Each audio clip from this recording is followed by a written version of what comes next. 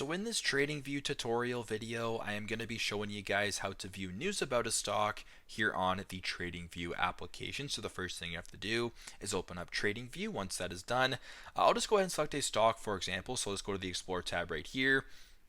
Press on stocks, and how about we view for this demonstration Meta, ticker symbol META.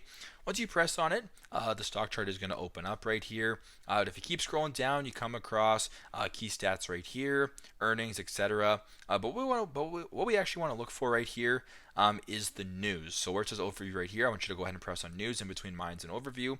Press on news. Then you can view a whole bunch of different options right here regarding news of the stock. So you can view a whole bunch of different articles right here if you're looking for that.